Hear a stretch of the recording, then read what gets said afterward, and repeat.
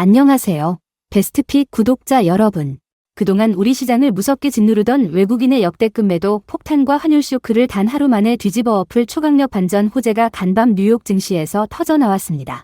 이번 주 초반에 이미 선반영된 지나간 뉴스는 싹 다 발라내고 오직 오늘 아침 마감된 뉴욕 본장의 생생한 종가와 외환시장 실시간 지표만 압축해서 들고 왔습니다. 2026년 6월 30일 화요일 오전 6시 45분 기준 글로벌 금융시장 마감 종합보고서 지금 바로 시원하게 슉 들어갑니다. 글로벌 및 아시아 주요 증시 최종 마감 현황. 자, 가장 먼저 오늘 새벽에 마감한 뉴욕 증시 정규장의 진짜 최종 지표부터 하나씩 짚어보겠습니다.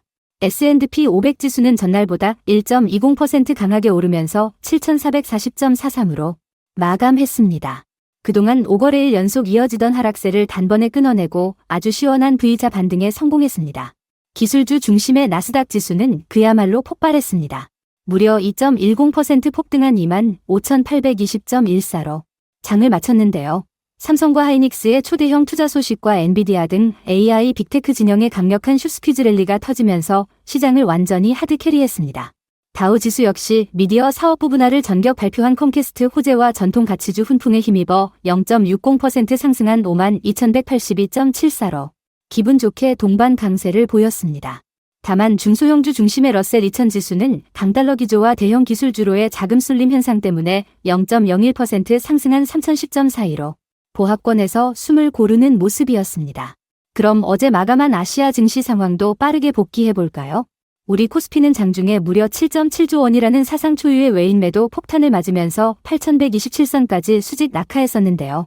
다행히 오후 들어 강력한 선물 매수세가 방어해주면서 결국 0.20% 내린 8394.65로 약보합권까지 낙폭을 다 만회하며 마감했습니다.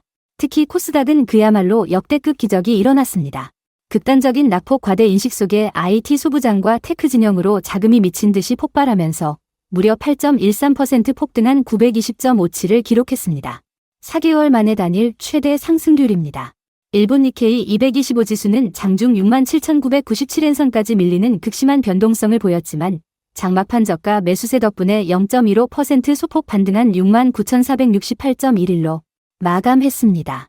중국 상해종합지수는 인민은행의 단기 유동성 공급 조치에 힘입어 제약과 금융주 주도로 1.26% 강한 반등세를 보이며 4,073.90으로 장을 마쳤습니다.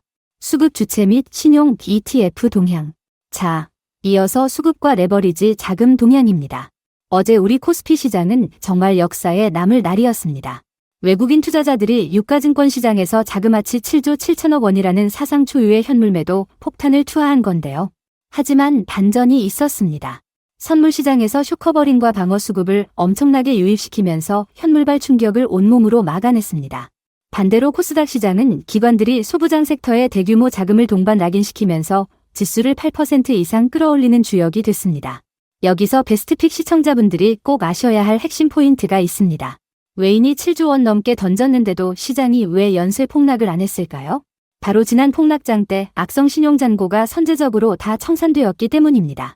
비투 물량이 이미 털려나간 청정 구역이었기 때문에 담보 부족으로 인한 연쇄 투매가 나오지 않고 장 후반의 꼬리를 아주 강하게 말아 올릴 수 있었던 겁니다. ETF 시장을 보면 테크 상방으로 자금이 빠르게 회귀하고 있습니다. 뉴욕 시장에서 반도체 상방 레버리지 ETF인 SOXL이 급반등했고 국내 시장에서도 그동안 폭등했던 고버스 상품에서 장중 대규모 차익 실현과 손절 매석 물량이 출회되었습니다. 시장 핵심 뉴스 및 정책 동향. 자, 오늘 장을 움직인 진짜 핵심 뉴스들입니다. 첫 번째 메가톤급 뉴스는 삼성전자와 SK하이닉스가 대한민국 남서부 광주 지역 등의 AI 수요 대응을 위해 총 5,180억 달러, 우리 돈으로 무려 800조 원 규모의 초대형 신규 반도체 생산 허브를 구축한다고 공식 발표한 것입니다. 이 엄청난 소식이 간밤 뉴욕 본장에서도 AI 하드웨어 수요가 장기화될 거라는 확신을 주며 테크주 폭등의 직접적인 트리거가 됐습니다. 두 번째로 미국 미디어 공룡 컴캐스트가 NBC 유니버설과 스카이 미디어 사업부를 전격 인적 분할하겠다고 발표했습니다. 초고속 인터넷 통신 사업과 미디어 콘텐츠 사업을 분리하겠다는 계획에 컴캐스트 주가가 폭등하면서 가치주 섹터 전반에 훈풍을 불어넣었습니다. 세 번째로 중국 인민은행이 단기 자금시장 안정을 위해 3천억 위안 규모의 오버나이트 역레포 유동성 공급 조치를 단행했습니다. 이례적인 자금 지원 덕분에 대륙계 시장에 보류 자금이 돌며 상해종합지수의 1%대 반등 모멘텀을 만들어줬습니다. 아시아, 일본, 중국, 증시 핵심 종목 수급 및 외환 동향. 이번에는 일본과 중국 증시의 주요 종목 수급과 환율 동향을 자세히 짚어보겠습니다. 먼저 외환 지표를 보면 엔, 달러 환율은 여전히 161.92엔선에서 치열한 공방을 벌이고 있습니다. 뉴욕 증시가 리스크온 분위기로 가다 보니 안전자산인 엔화 가치가 장중에 161.9엔대 후반까지 밀리며 약세가 고착화되었는데요.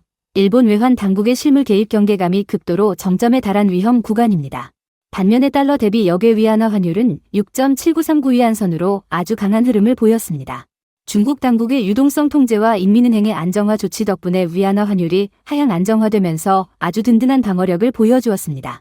일본 증시 주요 종목을 보면 반도체 장비 대장주 도쿄일렉트론은 장중 엔저 개입 우려로 밀리다가 장막판 삼성 하이닉스의 800조 투자 소식에 장비 수요 기대감이 붙으며 낙폭을 마이너스 0.22% 내외로 거의 다 만회했습니다. 도요타 자동차는 161엔대 후반이라는 극단적인 엔저 덕분에 수출 마진 극대화 수혜가 부각되면서 외인과 본토 기관의 쌍끌이 매수 속에 1.10% 내외로 상승 마감했습니다. 중국 증시 쪽을 보면 인민은행의 돈 풀기 훈풍을 가장 강하게 맞은 항서제약이 8.18% 폭등하며 당일 중국 증시 반등의 대장주 역할을 톡톡히 해냈습니다. 또한 우리 거인들의 800조 투자 발표 나비 효과가 중국 본토로도 전이되면서 중국 내 반도체 장비 국산화 수혜주인 나우라 테크놀로지가 5.76% 폭등 마감했습니다. 경제지표 및 원자재, 외환 동향 결산, 핵심 가격 지표들 직관적으로 딱 결산해 드립니다.